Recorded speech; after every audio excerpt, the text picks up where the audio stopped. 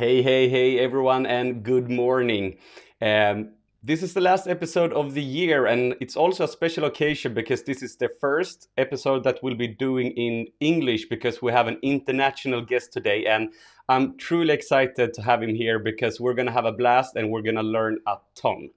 So please leave a comment so we know you're here, and please be a part of the conversation. So write your questions, write your comments so we can make this conversation bigger than just me and Malcolm. And to introduce him briefly, because rest assured, this is a truly experienced facilitator and guest we have with us today. Malcolm is, amongst other things, an NLP master practitioner. He's a coach, he's a facilitator with almost 25 years of experience working with people and organizations such as Swedbank, the Swedish Police Force, and PwC. He also regularly teaches at Barry Schools of Communication and Hyper Island, and he coaches over 100 startups on how to deliver world-class pitches. So I'm genuinely excited to have you here, Malcolm. How are you?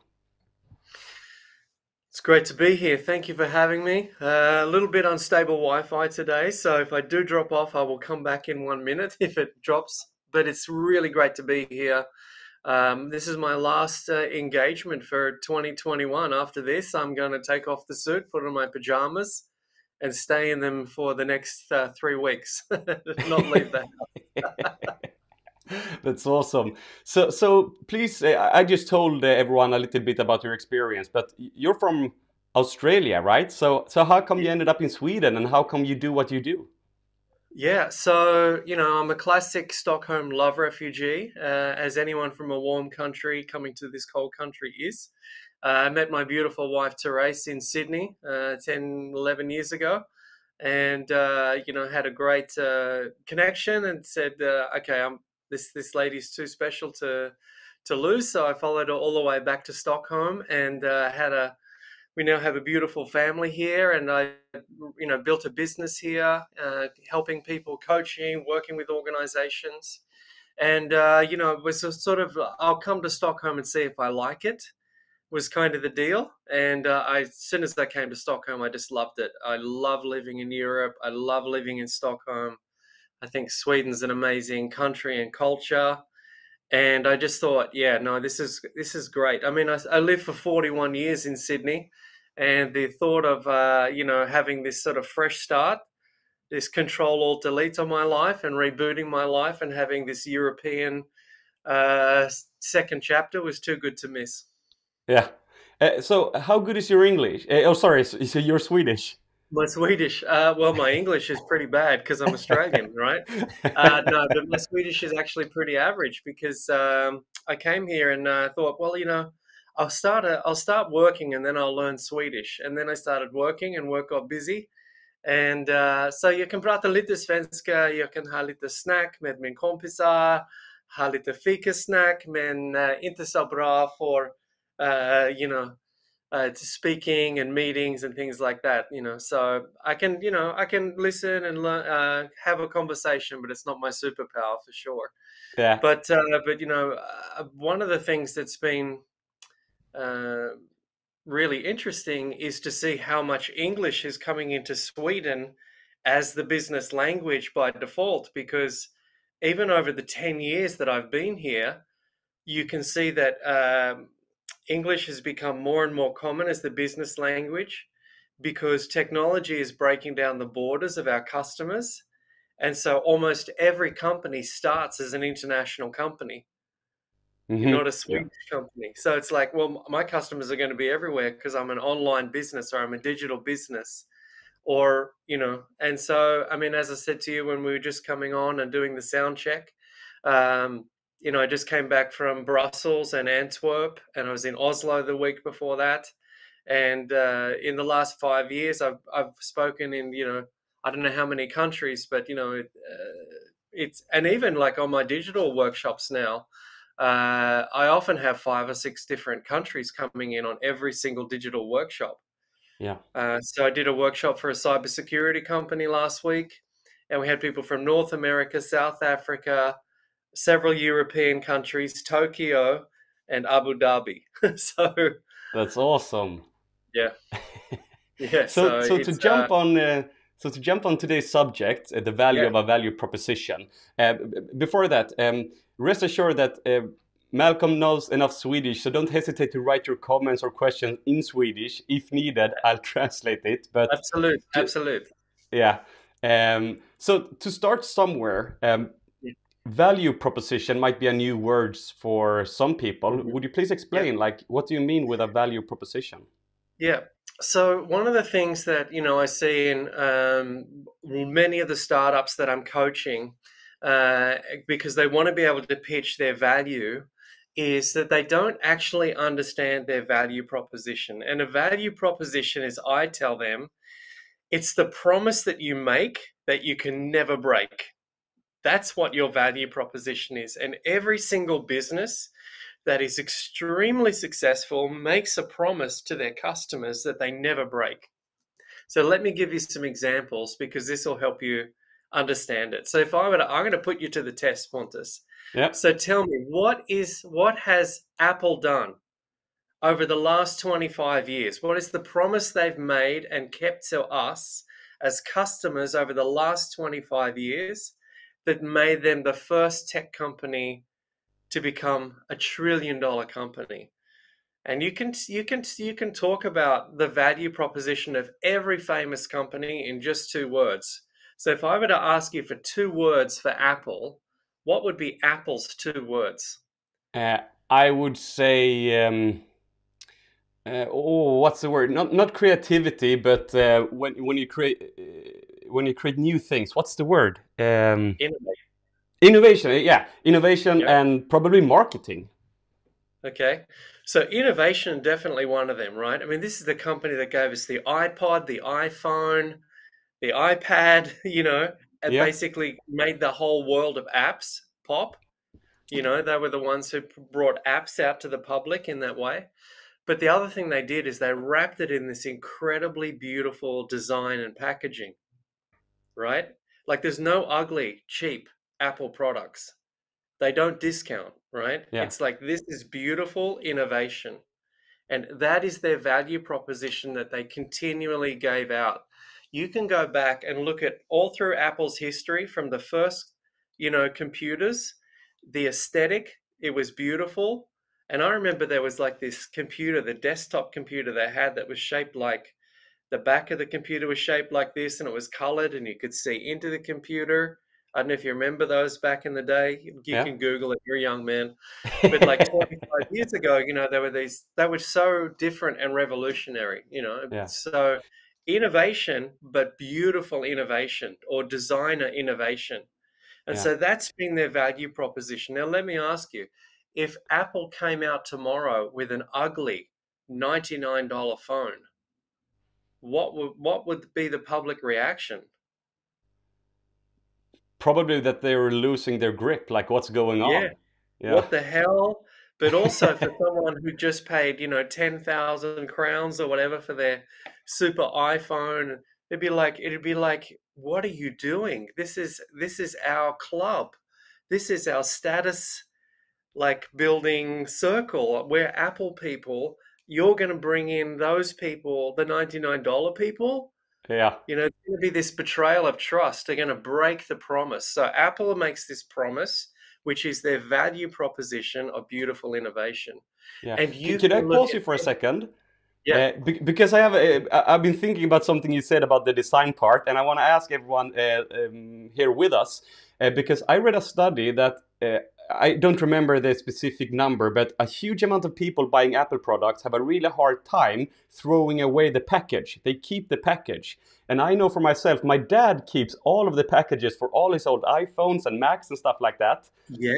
And let me Yeah. tell you a story exactly about that because my wife gave me my first Apple product. 6 months after we started dating, it was my birthday, and she was in Sweden, I was in Sydney at that time. We were, going back and forth. But she arranged to have an iPod delivered to me. And when I pulled the ribbon on the iPod box, it opened like a lotus flower, and standing in the middle was the iPod in this little plastic clear case. And I kept the packaging for like 8 years. I just threw it away like last year or the year before. I was like, I don't got no room for this anymore. But I Yeah. kept the box. I brought the box from Sydney to Sweden. Yeah. That's how beautiful That's it was, because crazy. the experience of that box and that moment became this emotional connection. Yeah.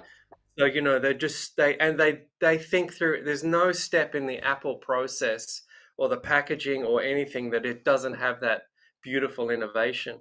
But you can No. see this value proposition, you know, and I make every startup go through a list of, you know, 10 or 15 of the most famous companies in the world and work out what their value proposition is. And so for Apple, it's beautiful innovation. You know, if you look at Tesla, for example, you know, that's really a status symbol, a Tesla. But it's also got this whole part about it that is around sustainability, right? And Mm-hmm. so you end up with like green status or sustainable status. That's their value proposition. If they Yeah. bring out a gas guzzling diesel motorcycle tomorrow, Tesla's stock price halves Yeah. because it's a betrayal of trust. And then you can go, what's another company? Let's look at Google search. And I think this is an interesting one. So the value proposition of Google search is fast and reliable. Oh, sorry, fast and relevant. So it's giving you fast and relevant information. If you take the fast away from Google search and it takes 6 hours to get a result, you're not going to use it.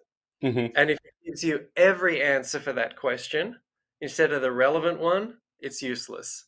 Yeah. So their whole value proposition for Google search is that, you know, fast and relevant.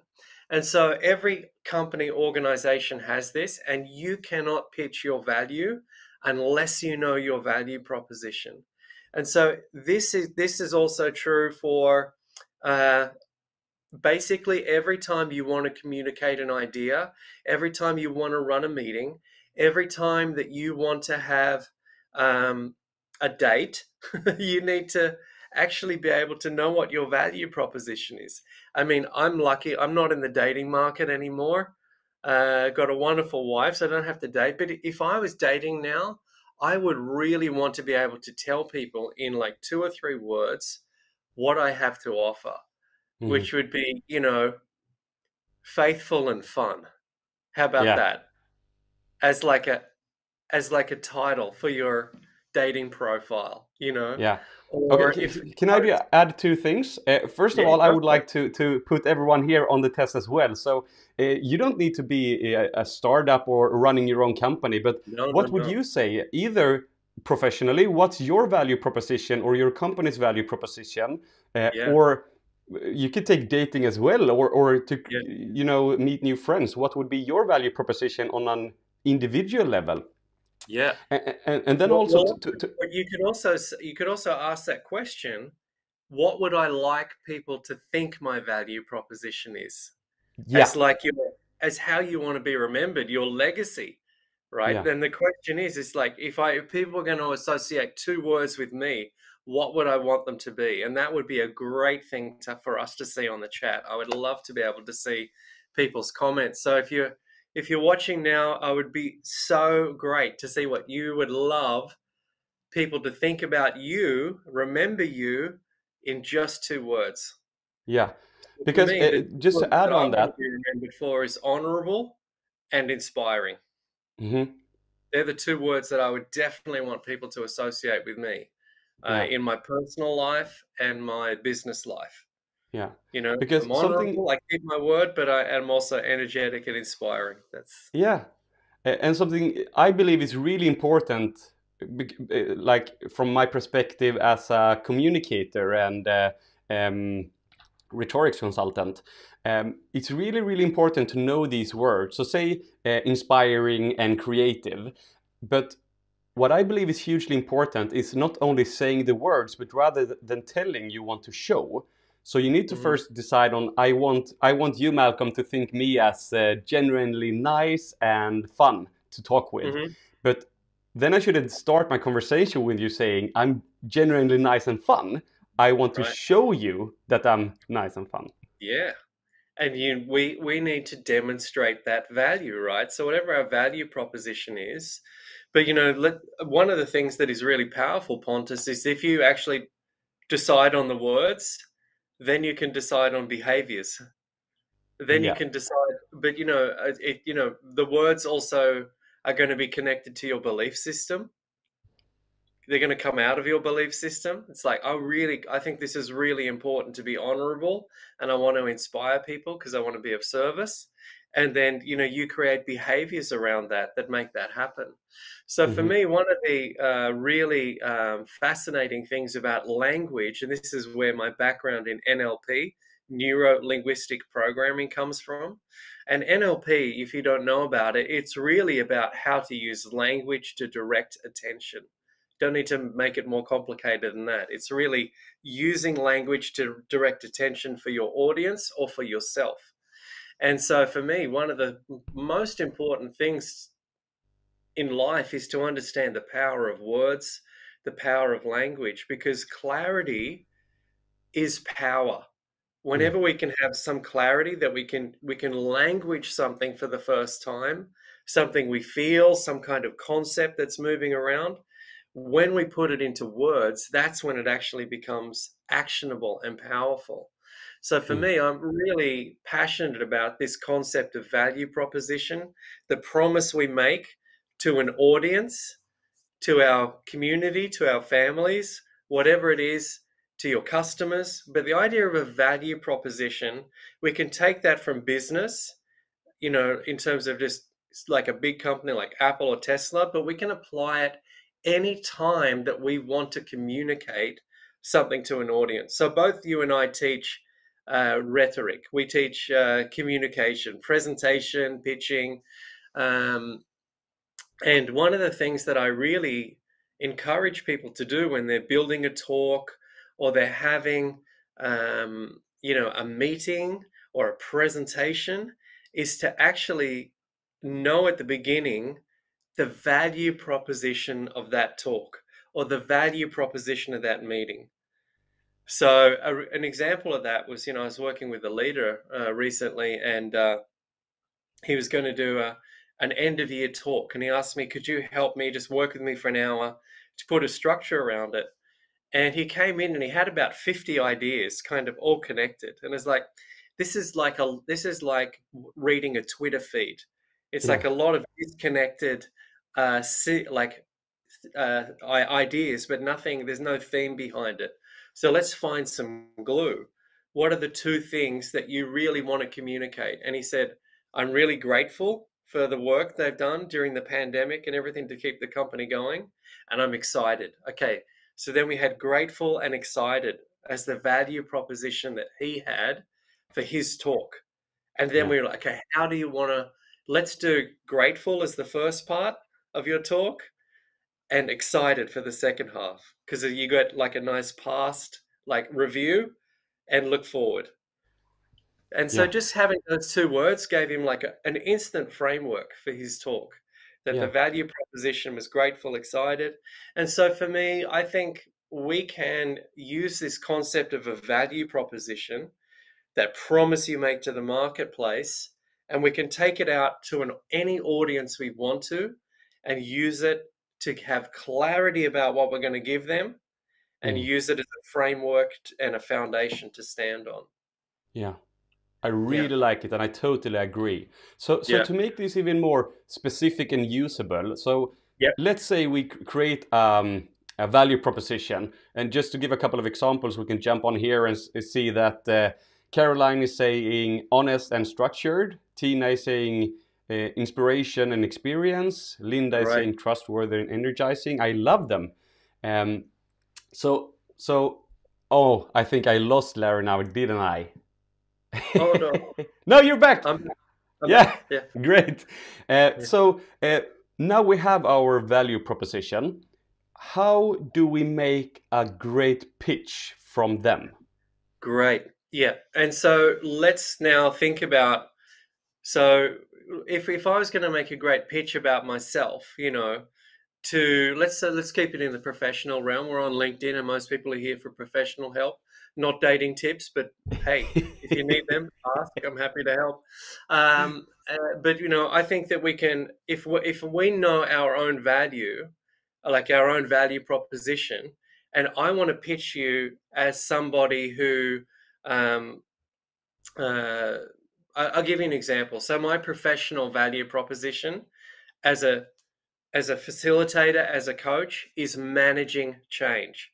My whole business, everything I do, I help people manage change. I help people, teams, and organizations manage change. So my value proposition as a professional person is managing change. That means whenever I have a conversation with a company, let's say I go and talk with H&M, and we go in there and they say, could you help my team go from here to here? And I say, yes, because my expertise is managing change, and I have many ways to help your team and your organization manage change. So even just having these two words has become a superpower in my ability to pitch my value. Because what I do is I actually help the person that I'm speaking to, the buyer, the client, the customer, understand my value proposition. And then what I do is I match my value proposition to their need. So, classic example, Pontus, you come to me and you say, hey, I got a problem. My team is really struggling with being efficient with digital meetings and communication. And I could say something like, Pontus, my expertise is helping people manage change. And one of the things people need to manage right now is the transition from physical to digital meetings. Mhm. And I have been helping lots of organizations with that. And I've created a program called The Art of Digital Meetings. So let's help your people manage that change through doing this, blah, blah, blah. But even just having two words gives me a center of gravity in every single meeting that I have, because it doesn't matter if it's a coaching client comes to me, can you help me? Yes, I can, because for 25 years, I've been helping people manage change. Mhm. So if I were to ask you, what is your professional value proposition? What is it that you do in a couple of words? That's really interesting because I was thinking about it, and I have different perspective that changes a bit what I would like to say. But I guess that, like you said, managing change, that's a huge part of it, isn't Yeah. it? But that's not what I would say. Usually I take someone's um, communicative challenge and I help Yep. them improve that. So Great. usually the two things I want to help companies with is usually nervousness and fear of conflict. That's basically the two problems. That's the Okay. core of what I help companies with. Yeah. So your value proposition could be something like fearless communication, or authentic communication, or brave communication. You could Yeah, pick whatever word you think will go with communication, because that's really what you're enabling in organizations through your rhetoric training and through presentation training and the work you do. You're really allowing people to communicate at a higher level, yeah. so, and what word feels really good in front for you, what word feels really good in front of communication? And you can do it, you might have a Swedish word that you like, but Yeah, what word? I'd probably say authentic. That's one of the Authentic. most Correct. important things for me. So this is beautiful, right? So now, Pontus, you're the authentic communication ninja of Stockholm or Sweden. And so you can actually now, even graphically, you could put the words authentic communication in a circle, and around that, put all of your products and services around those words. But the thing that you deliver through all of your programs, through all of your work, the end result, the value proposition, is authentic communication. Yeah, And it doesn't matter if you're training someone to do a PowerPoint presentation or conflict resolution. It's actually that value proposition you have is, I will unlock yeah, authentic communication in your yeah, organization. yeah. And so again, that's a center of gravity now for you that you can take forward into every single business conversation that you have. And I'd love anyone who's watching to jump on the chat and tell us, what is your value proposition as a person in the workplace? What are you doing inside your company or for your customers every day that when you boil it down, it gets down to just 2 or 3 words maximum? Now, Mm. the reason I say keep it short is because once you make it into a long sentence, it usually loses focus. Mm. But when you get down to something like authentic communication or managing change or whatever it is, you actually get such a clarity that it enables you to make your business, your contribution, everything so much better because you understand with zero doubt what it is that you do and how you deliver your value. And this is what I get so passionate about. You can hear me getting passionate about it. Could also be the 3 coffees I just had before the meeting.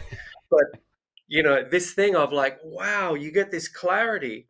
And I had this great message from a lady in the startup community. I spoke at Stockholm Entrepreneurs Day a few weeks ago. And thanks to Nymol and his team from Companion for inviting me again to that amazing event. But I got this message afterwards. This lady said, once we understood the value proposition, our team went crazy all afternoon on the whiteboard because we suddenly were exploding with ideas about how we could deliver that value proposition to our customers. Once we got down to this little thing, I call it peeling the onion, getting Yeah. down to that core thing. So, I think it's amazing that work you do to unlock authentic communication. And Pontus, what's the ripple effect? It's like dropping a stone in the water and the circles of the ripples go outwards. If you were to help someone be an authentic communicator at work today, and they suddenly feel like they have a voice, and then they go home and they give that to their family, and then Mm. their kids learn that. And then, I think all of us can make this incredible contribution in our professional lives if we know what our superpower is, what our value proposition is, and we learn how to give it away at scale. Then we're changing the world. Yeah. Yeah. Totally agree. Let's Yeah. jump on here and see the comments. We have Fredrik is saying inspiring great value, and Tina is saying uh, bridge builder. Great. I Yeah, guess it's a the translation fantastic is thing. English. Yeah, I really like Yeah. that one. Problem solver says Caroline, and Linda says accelerating authentic development and growth. Fantastic. And this for me is so great. And like look at Tina's fantastic. I'm a bridge builder. I help people, go from one side to the other. Or I help, maybe Tina means I'm a person who can put people back together. Whatever she means by that, she knows it. But one of the great things for Tina, and this is, I'm not sure if Tina works in a company or she's an entrepreneur, but whatever she is, she knows she has that skill. And, we often hear about this, what do you call it? Imposter syndrome, that people experience imposter syndrome. And one of the great things about knowing your value proposition is you can eradicate imposter syndrome from your life because you can walk into any professional situation and know the value you have to give to it. Yeah. So, and what's really interesting is when I work with my coaching clients and we do a review of their professional history, one of the things is they see that they've always done the same thing in every single role, that they almost, however they start in the company or the role, they always gravitate to the same value proposition over time. So every single company I was in, whether I was a salesman or a sales manager or an event manager or whatever it was that I was doing before I started my own company, I always ended up being the teacher and the motivator. I always ended up somehow in the company being that guy. People would come to me for inspiration and ask me to help and coach them. And it didn't matter whether it was my job title or not. That's always what happened because Yeah. you become a magnet for opportunity around your value proposition. So, and I think what was the other one that, can you pop the chat back up? I just wanted to, there was a great one there about, inspiring great value from Frederick. You know, I'm not sure what Frederick means by that, but maybe what he's able to do is to either provide great value to his customers or inspire his customers to have great value.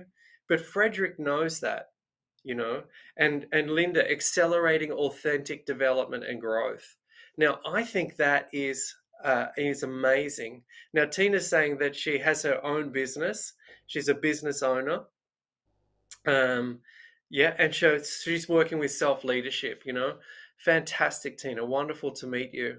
And look at Christian. So Christian's saying, I'm a strategist. Now, this is fantastic. Now, Christian, what I'd love you to do is I'd like you to connect strategic with one more word, because you're a strategist, okay? But how do you do strategy in a way that is unique to you? You're a strategic what? Or like, I'm an inspiring strategist, or I'm a strategic bridge builder, or I'm a strategic what? Add one more word, because as a strategist, that puts you in a circle. But when you add that second word, now you know how you do strategy in a way that is unique to you and incredibly attractive to the marketplace. So your homework, and I'd love you to do it during the session, sir, is to add one more word. Because, like, I could say that I'm a coach, okay?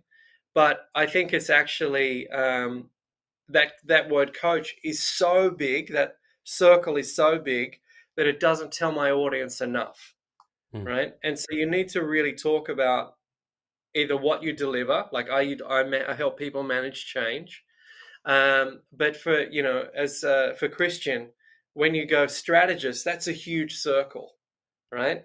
But if you add one more word, that circle gets smaller, and that clarity makes the audience lean in and want to know more. Yeah. You're a wisdom strategist. Oh, you're an entrepreneurial strategist, or whatever word you want to. So Christian, I'd love to see your second word. What is it? Yeah, that's awesome. Yeah. Malcolm, it's been a true pleasure to have you here. Time flies when you have a good conversation. So we're actually 4 minutes past our due time. It's been a huge pleasure. It's hard to stop you talking once you get started. Yeah, and it's been hugely helpful for me, and I think you agree in the audience as well that this has been really valuable, and it's really important to remember to create your value proposition, not only for your business, but for your colleagues, for your family, for your friends, to have that clarity. That's my key takeaway. To have that clarity is power, right? Absolute. Yeah. Pontus, I'm so grateful. This is my last event for 2021.